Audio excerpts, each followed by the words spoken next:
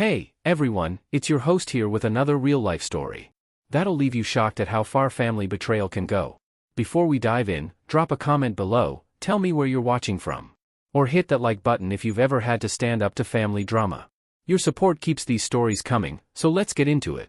My name's Daniel, I'm 34, and for most of my life, I was the invisible son, the one who tried too hard to please everyone. My younger brother, Ethan, was always the golden child, while I faded into the background in our suburban Boston home. Our parents, James and Karen, never outright mistreated me. But I was always an afterthought, a shadow next to Ethan's spotlight. If this story hits home, stick around and subscribe. You won't believe how this betrayal unfolded and how karma stepped in. Let me take you back to the beginning. Growing up in suburban Boston, Ethan, born when I was 8, was the center of our parents' world. I can still picture my 6th grade science fair. Months spent building a working model of solar system dynamics, complete with orbital calculations and revolving planets. I won first prize and a special commendation for mathematical precision. But Ethan had t-ball practice, not even a game, just practice. So my parents didn't show up to the ceremony. The living room walls were plastered with Ethan's participation ribbons, while my award sat unopened on the mantel for a week, before vanishing into the basement. Our childhood was shaped like that. Ethan's C+ grades were celebrated with dinners, while my straight A's got distracted nods. My mom, Karen, worried Ethan might feel bad about his regular classes. Because I was in advanced placement, Ethan got a new car for his 16th birthday to build his confidence, Dad said, while I worked part-time at 16 to save for college and buy my own clothes. High school graduation was brutal. Instead of watching me give my valedictorian speech, my parents snapped photos of 10-year-old Ethan playing in the stands. He was bored, so they missed me announcing my MIT scholarship. They turned Ethan's early baseball season party into a celebration, because he was feeling down about my achievements. Mom even asked me to tone down my college plans. That's nice, honey, but did you hear Ethan might be a starting pitcher? I realized then nothing I did would ever be enough. I was the practice child, the test run for their real parenting project, Ethan. At 18, I left for MIT with a partial scholarship, money from 3 part-time jobs, and a vow to never look back. The day I moved into my dorm, Ethan had a summer league game. So my parents left early without helping me unpack. College changed everything. For the first time, I was judged on my own merits. I dove into computer science, discovered my knack for software architecture, and graduated with honors. My undergraduate thesis on distributed systems optimization landed me 5 job offers. Hoping things might improve with my family, I chose a promising Boston company to stay close to home. Within 2 years, I led my own development team. By year 5, I was the youngest senior developer in the company's history. My parents were too busy helping Ethan with his 3rd college major change to understand what I did for a living. 4 years ago, my life shifted at a small coffee shop near work. I met Lauren, a barista working through her teaching degree. She remembered every regular's order and something personal about them. She'd been writing encouraging notes on my coffee cups for weeks, before I noticed and asked her out. Our first date lasted 6 hours. We talked about everything, families, fears, dreams. When I shared my childhood, she got it. They're blind, Daniel. They don't know what they're missing. For the first time, I felt seen. The next year was a dream. We cooked elaborate dinners, explored Boston's hidden bookstores, hiked in New Hampshire. Lauren pushed me to go for a big promotion, helped me prep for interviews, celebrated my success louder than anyone. When I proposed after 14 months, she cried happy tears, saying she'd been hoping I would. Our wedding was small, perfect. But my family spent the reception talking about Ethan's new job prospect in California. Mom interrupted Lauren's father's toast to show everyone a text about Ethan's 2nd interview. I should have seen the red flag, but Lauren laughed it off, calling their devotion to Ethan sweet. For 3 years, our marriage was everything I'd dreamed of. We bought a cozy Cambridge condo, planned for kids, traveled when we could. Lauren made our home warm, unlike the cold one I grew up in, with photos of our trips and a little balcony container garden. We were a team, she always said, us against the world. Then Ethan reached out last year. After flopping in California, startup culture wasn't his vibe. He came back to Boston, emailing me a long apology, saying he missed his big brother and wanted to reconnect. Family should stick together, he wrote. After a week of hesitation, Lauren urged me to give him a chance. People change, Daniel. Maybe he's owning his mistakes. Against my gut, I met Ethan for dinner. It was awkward but promising. He seemed more self-aware, admitting he'd had it easy growing up. A week later, I introduced him to Lauren, and they hit it off. Too well, as I'd later learn. At first, everything seemed fine. Ethan came over for dinner a few times a week. Brought wine, shared stories from California. He even defended me when our parents showed their usual bias at Sunday dinners. I started to believe we could be real brothers. But things shifted subtly. Ethan began dropping by our condo unannounced, sometimes when I was at work. Lauren said they were just hanging out while she graded papers. That it was nice to have company. He'd stay for dinner, use my coffee mug, trade inside jokes with my wife. I ignored the red flags. Their sudden silence when I entered a room. Lauren tilting her phone away when I sat next to her. Their knowing glances at dinner. Their coincidental meetings at the coffee shop or grocery store. Then came the pregnancy announcement. We were having dinner at home. Ethan was there, of course. When Lauren shared the news. I was thrilled, but Ethan's reaction should have told me everything. He wasn't surprised, he smiled with a knowing satisfaction. That made my stomach churn. After that, Ethan was around constantly. Talking about being active in our child's life. Touching Lauren's stomach without asking. Making comments about the baby's future. When I planned a romantic baby moon trip, Ethan invited himself, saying, "The baby needs both of us." And Lauren agreed. The night I found out, I was lying awake, replaying months of suspicious moments. Lauren's phone was charging on the nightstand as she slept. In 6 years together, I'd never touched her phone. I believed in trust and privacy, but I had to know. There were hundreds of texts, going back 6 months. Secret hotel meetups while I was at work. Plans for their future together, talks about their baby. They'd started sleeping together shortly after Ethan returned. They planned to tell me after the baby was born. Assuming I'd be too attached to leave. The pregnancy wasn't an accident. I read every message until dawn. Sitting in our reading chair, Lauren's phone in my hand. When she woke, she knew instantly what I'd found. She sobbed, "We didn't mean for this to happen, Daniel. Ethan and I just clicked, he knows me better than you ever could." She said they were going to tell me but didn't want to stress me out. I called my parents that morning, hoping for support. Their response floored me. Mom said, "Ethan made a mistake, but he's going to be a father now. You need to forgive him, be the bigger person. Think of the baby, our grandchild." They were defending Ethan, their younger son who slept with my wife. Over me, their older son, once again. That day, I called a divorce lawyer and checked into a hotel. Lauren alternated between begging for forgiveness and accusing me of abandoning our family. Ethan tried to corner me at work for a man-to-man talk. I reported him for harassment and had security escort him out. The divorce was a nightmare. Lauren and Ethan claimed their affair stemmed from my emotional unavailability, painting me as controlling and abusive. My parents testified I'd always been difficult, jealous of Ethan. Mom blamed me to the mediator, saying I should have been more considerate of Ethan's needs. I stopped negotiating after that. In court, Lauren got a decent settlement. In Massachusetts, cheating with your husband's brother doesn't waive alimony.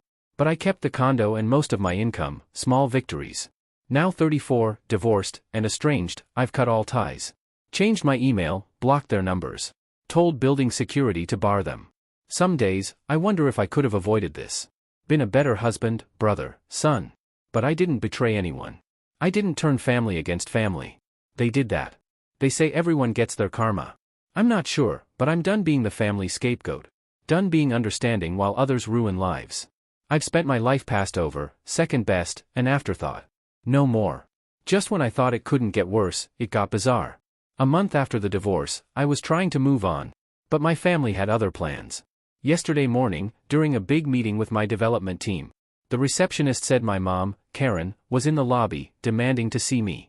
She spent over an hour there, telling everyone she needed to talk to her son. My team, aware of Ethan's earlier stunt at work, saw how rattled I was. I ignored her and kept working, but my phone lit up with calls from unknown numbers. Family members she'd rallied to reach me. I answered one, thinking it might be work-related. It was my Aunt Diane, who I hadn't spoken to in years.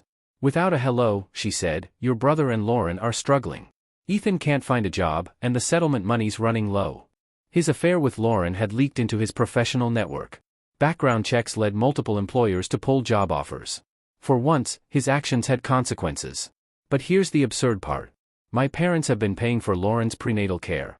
Buying their groceries, covering their rent. James's retirement savings are draining, and they're panicking as their money runs out. Their solution? They want me to financially support the woman who cheated on me and the brother who wrecked my marriage. Karen didn't just show up at my office, she had a plan. ambushing me at work because I wouldn't take their calls. When I went to the lobby to deal with her, she threatened to stay until closing. Then launched into a speech about forgiveness and family duty. Your father and I always provided for both our sons, she said, conveniently forgetting I paid for my own college. It's time you step up and help Ethan through this rough patch. A rough patch? He slept with my wife, got her pregnant, tried to claim the child. That's not a rough patch, that's a deliberate choice. She had the nerve to say, if you'd paid more attention to Lauren's needs.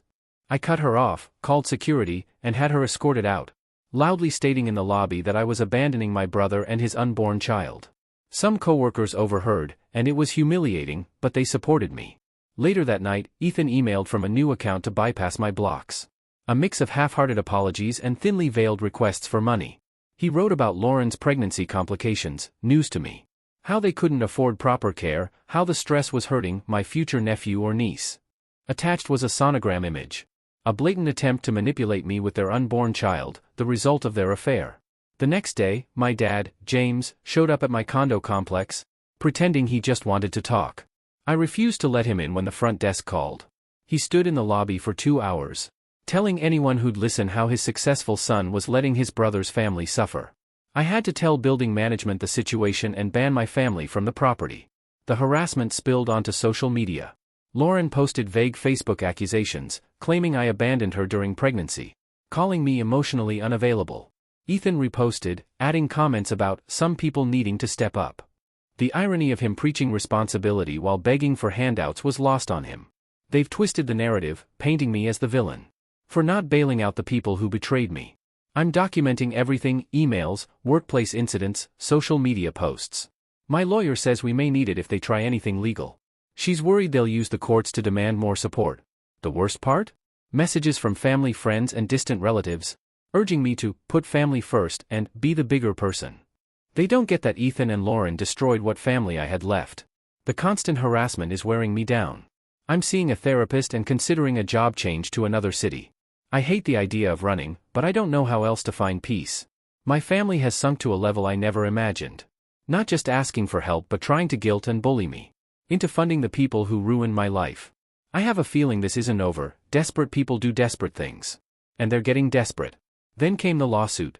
My ex's lawyer sent a notice that Ethan and Lauren were suing for more support, citing increased medical needs and changed circumstances. My lawyer, who'd been tracking their harassment, was furious but prepared. Last week was the court date. Walking into that courtroom was surreal. Lauren played up her pregnancy, sitting with Ethan and our parents behind her, looking smug in my dad's old suit.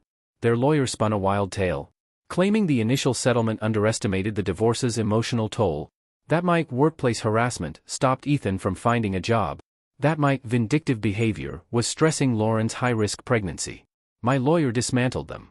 She played surveillance footage from my office. Karen's theatrics, Ethan's aggressive outburst, Lauren's attempt to sneak in the back. She showed a timeline of their online harassment campaign. The real bombshell was their financial records. Ethan had turned down multiple jobs as beneath him, not because of my actions. Lauren had rejected a full-time teaching job to maintain her jobless pregnant woman status. Her prenatal records showed a perfectly healthy pregnancy with standard costs. They'd been using their unborn child to scam sympathy and money. The judge was livid, cutting off their lawyer. Your clients appear to have committed perjury, counselor. Want to keep going? After a break, their lawyer returned, subdued. Ethan was pale, Lauren was crying. The judge didn't just dismiss their motion. He slashed my alimony payments by 60%, saying, "This court doesn't look kindly on parties who abuse the legal system. Mr. Thompson appears to be the victim of a calculated scheme to exploit him." The fallout was swift. Lauren suddenly decided she could work. Ethan landed a retail job. My parents sent a final message, accusing me of ruining Ethan's last chance, vowing never to forgive me for abandoning family. Their lawyer dropped them, citing irreconcilable differences regarding truthfulness. My company banned them from the property, beefed up security. I heard through mutual contacts that my parents took a second mortgage to cover legal fees, and Ethan and Lauren are fighting over money constantly. With the reduced alimony, I can rebuild my savings. I'm considering a job offer in Seattle, a fresh start. It feels good to let them face the consequences of their actions. But I have a feeling this isn't the end. A few weeks after the court win, my dad's sister, Aunt Patricia, called. She'd never been involved in family drama, so I listened. She started with fake concern. Your dad's not getting younger, Daniel. His health suffering from this stress. She said my parents might lose their retirement savings, had refinanced their home to cover Ethan and Lauren's expenses, and family should stick together no matter what. When I didn't bite, she switched tactics. Did you know your mom cries herself to sleep every night? They may have wronged you growing up, but they're still your parents. Ethan's still your brother, despite everything that happened. I cut her off. What happened? You mean Ethan sleeping with my wife, getting her pregnant, and trying to claim the child as his? That's what happened. Her response floored me. Maybe you could have been more engaged in your marriage. She blamed me for their affair, saying my childhood jealousy of Ethan created a toxic environment that pushed them together. I laughed, really laughed. Another family member trying to guilt me into owning Ethan and Lauren's mess. What's different this time, Patricia? I asked. If you're so worried, why don't you help them? Your husband's law firm is thriving, you own 3 rental properties. Why am I the only one who has to stand by family? She sputtered, saying I had a special duty as Ethan's brother.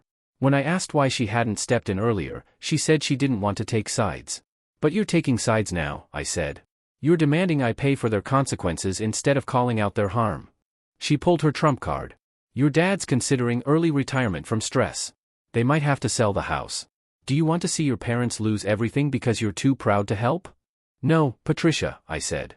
They're losing everything because they backed Ethan's actions, again. They, like Ethan and Lauren, are paying for their choices. And guess what? I'm not responsible for fixing it. She tried one last guilt trip. When you're old and alone, family's all you have in the end. No, I replied.